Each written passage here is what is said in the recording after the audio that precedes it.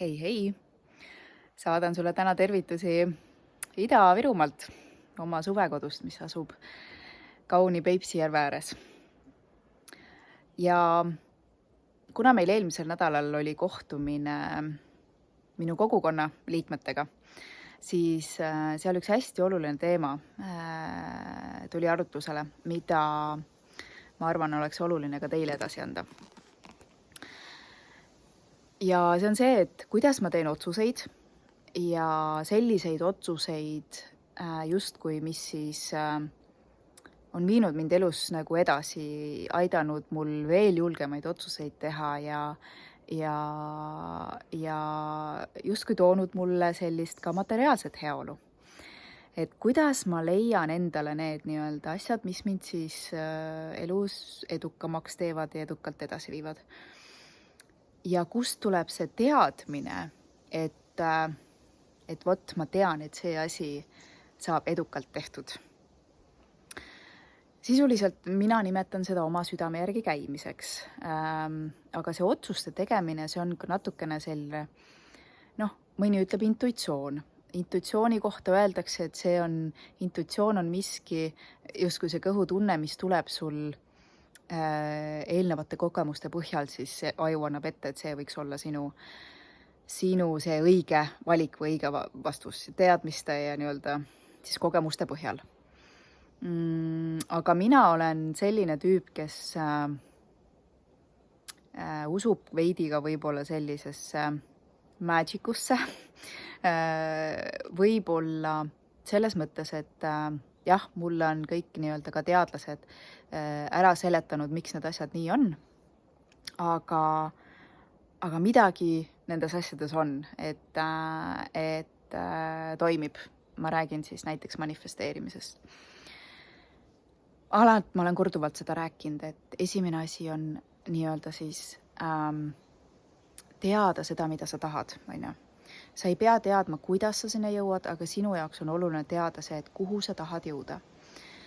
Ja sellest on juba meil hästi raske lahti lasta, sellepärast et mõistus, inimene nii-öelda siis see loogiline aju on loodud nii, et tema tahab kohe teada, ahah, sa tahad sinna minna, aga kuidas sa siis sinna tahad minna.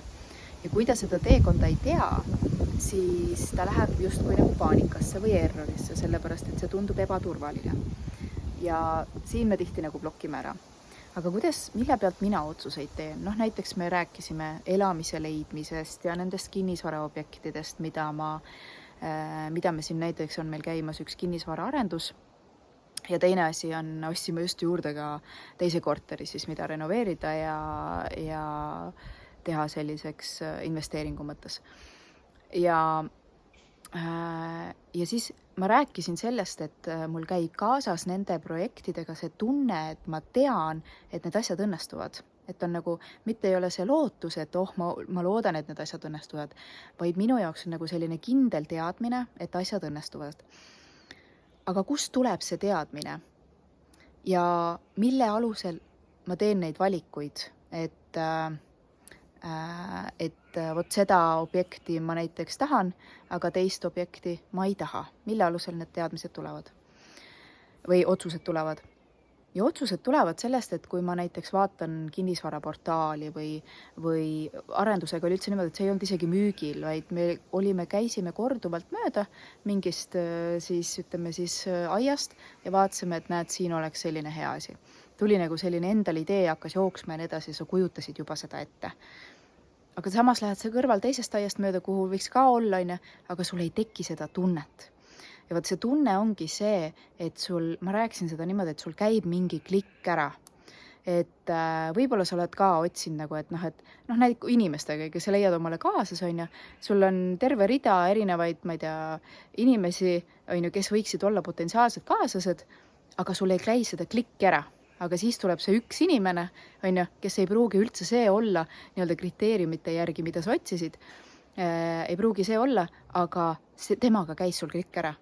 Ja võt nende teiste asjadega, nagu inimestega, on täpselt samamoodi mul. Et kui ma otsin omale uut nii-öelda väljundit, kuhu näiteks investeerida, siis ma vaatan ja teinekord on nimelt tükk aega, no vaatad, et no on enam-vähem, aga sul ei käi seda klikki, seda tunnet ära, et vot see on see. Ja see on see, et see on minu asi, on ju, see on see minu teema, see tõmbab mind enda poole. Ja kui see klikk ära käib, siis tavaliselt asjad sujuvad hästi, hästi kiiresti ka. Et üks asi on see, et ma tunnetan, et mul tekib see, vot siin hakkab nagu pilt jooksma ja ma tunnen, et nagu miski tõmbab mind selle poole. Ja siis, mis ma teen, ma lasen nagu lahti selles mõttes, et ma teen vajalikud sammud, mis ma arvan, et on õiget teha, aga siis ma lasen lahti. Et kui ta on mulle määratud, siis ta tuleb mulle. Kui ta ei ole mulle määratud, siis ta ei tule mulle. Et ja ma ei pingesta ennast selles mõttes, et nüüd ma pean selle kindlalt saama, vaid ma olen enda sees teinud selle rahu, et ma tean, nagu ma ütlesin, ma tean, et ta tuleb, ma tean, et ma selle projekti nii-öelda kätte võtan, ette võtan, ära teen, on ju, aga ma ei pingesta seda. Pole ka mitte midagi, ei juhtu, kui ta ei tule mulle. Ja selle rahuga justkui sa teedki nagu neid otsuseid, selle tunde pealt. Ja mis ma siis, mis on see hästi oluline siin on iseenda usaldamine. Ehk siis, kui sul tuleb see tunne, sul tuleb see mõte, et vot seda ma tahaks teha, siis on hästi oluline siin usaldada ennast ja lubada endal neid samme teha ja hakata selle poole liikuma. Sest väga paljudega on niimoodi, et ja minul ka teinekord on niimoodi, et mõtlen, et tahaks siis teha, aga ma ei luba endale seda teha, sellepärast, et mõistus hakkab, ei, nii ei saa, nii ja naa. Ehk siis mine vaata seda videot, et mis on see esimene samm, mida sa saad teha või mida me teeme, et kus me juba ebaõnnestume, et oma unistuste suunas liikuda. Eks? Nii et vaata, mis tekitab sul seda klikki, siis usalda ennast, hakka selle poole liikuma ja võtta see teadmine, et see õnnestub sul nii kui nii.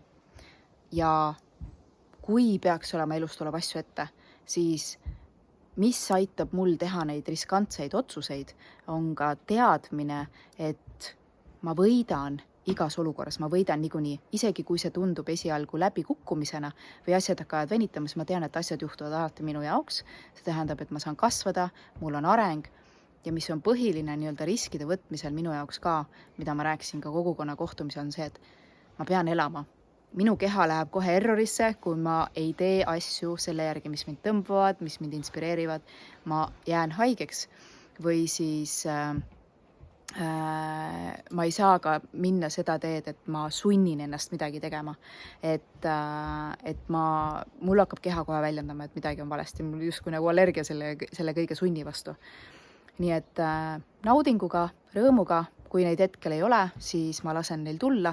Ma tean, et nad tulevad ja olen usalduses, usaldan iseennast ja usaldan seda nii-öelda elu siis.